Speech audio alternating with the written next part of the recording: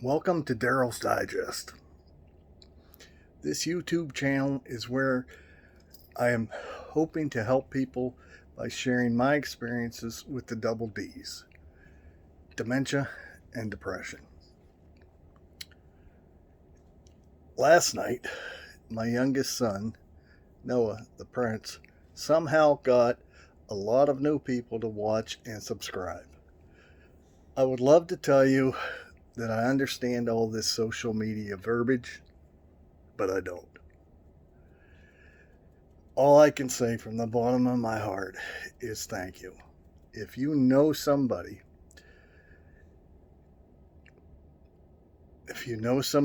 these stories can help, please point them in this direction. I know I wish I could have found somebody going through it when I started down this path. Now, folks, I have to write down everything that I want to say. If I don't, I won't say anything. So, I want to apologize for reading, and I know it can be distracting, but I have to.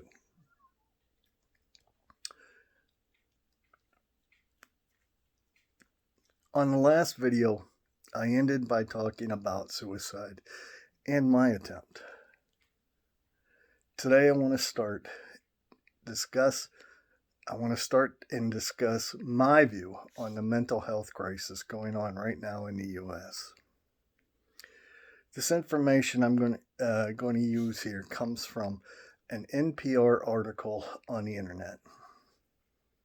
I think it uses quotes from the Philadelphia Inquirer.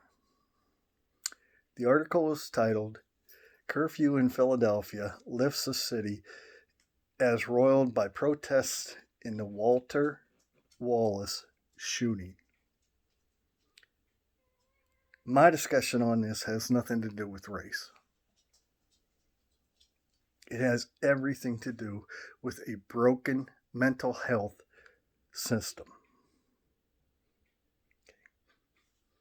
An attorney for the Wallace family said Walter was experiencing a psychological episode. His mother was attempting to calm him. When she couldn't, she called for an ambulance. However, the police responded first.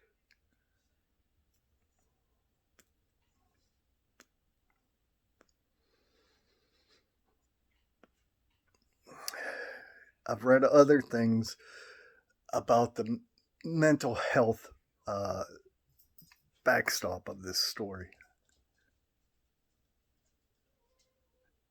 But here's my point. If as a country we had enough mental health professionals, how many episodes like this one could have a different ending?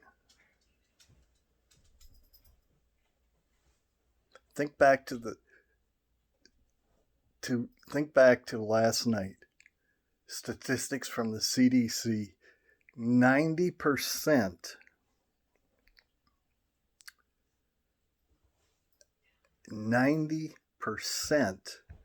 of the deaths from suicide had a diagnosable mental health issue.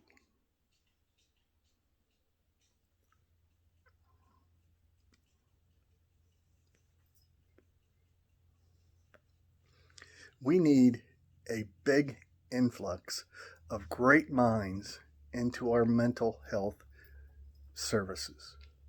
We need to take a few smart students from studying law and put them into studying psychology.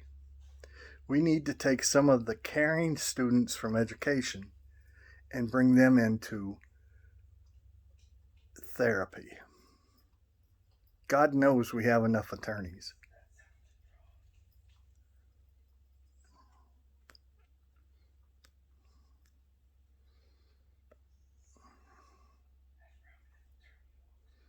Let's get some shrinks. The best attorney in the world is probably not going to save Walter Wallace. But a good shrink probably would have.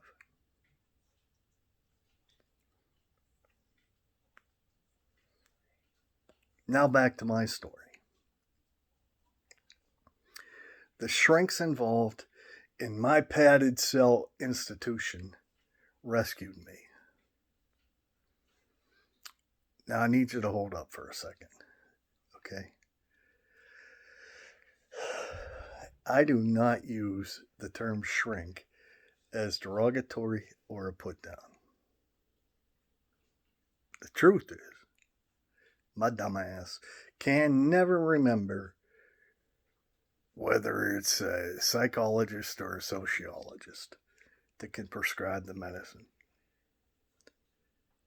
So, I just use the word shrink.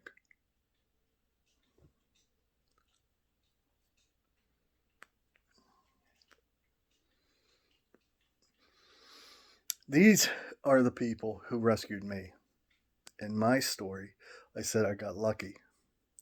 They were able to figure out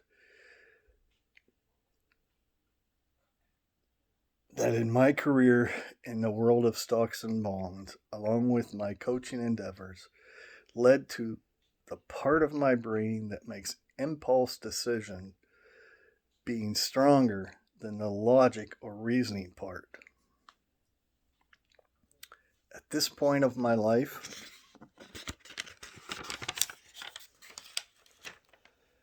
I do not remember the names of them. For you younger folk, Google it.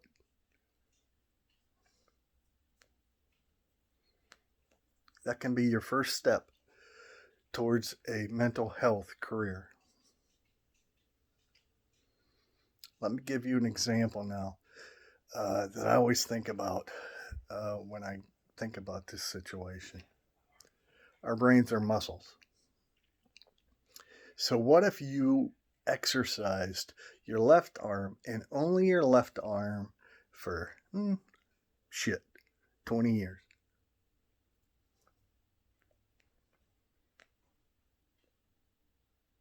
How do you think your right arm would look in comparison?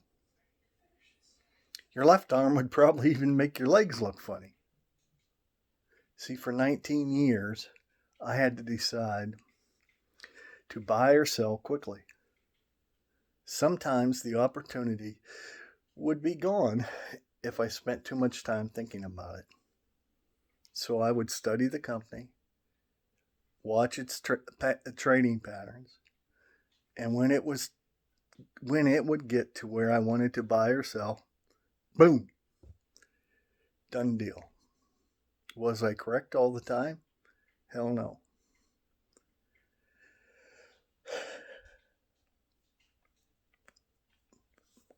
Basically the same thing in coaching. You watch practice or a game, and you help guys understand what they're doing wrong or right. I tried, probably didn't do as well as I'd hoped, but I tried to be negative to the guys in practice, and games always stay positive.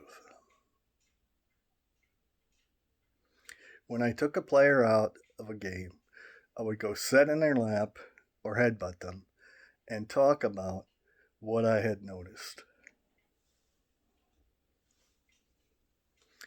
The two shrinks from my padded cell institution figured out that this was part of my problem. They put me on a medicine that helps me control my impulsibility.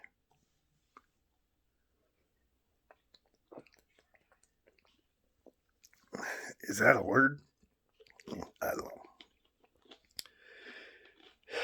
Please understand that I still lose my cool. Just ask the king and prince. Now, as soon as I got home,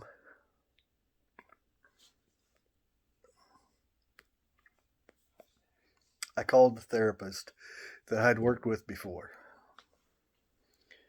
Now, again, the same pronouns. I. But now I knew I needed help and was ready for it. I wish I could give you a trigger event for this different person. The one who wouldn't go to therapy to the one who called to go to therapy.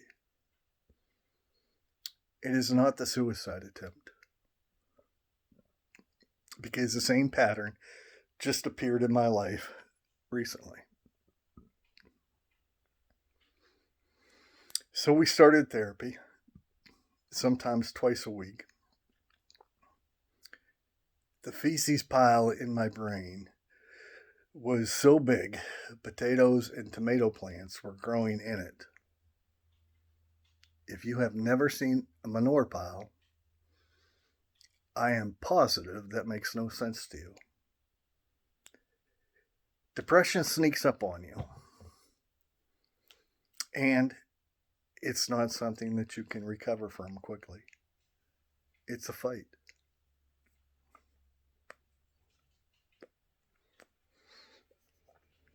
What sucks is it's our own brain that's fighting with us.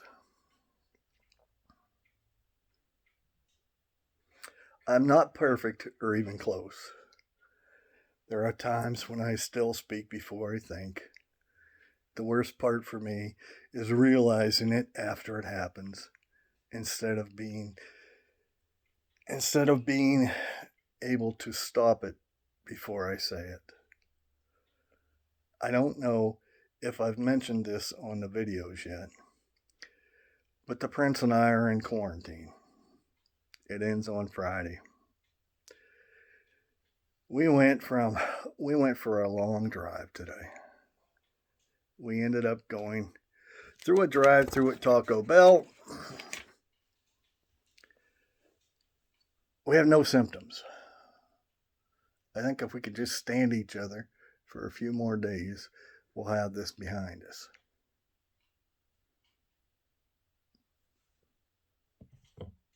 This next part's kind of painful for me. I'm going to have to take a double shot.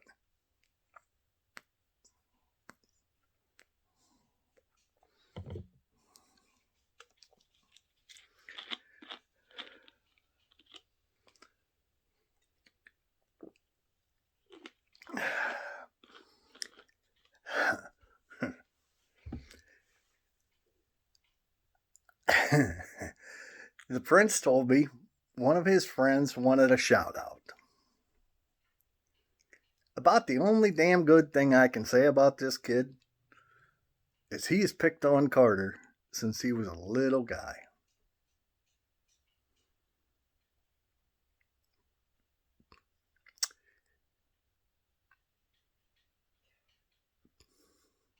Dylan Coder, you know the truth about how I feel about you. I thank you every time I think about that night with Noah. Until next time, folks.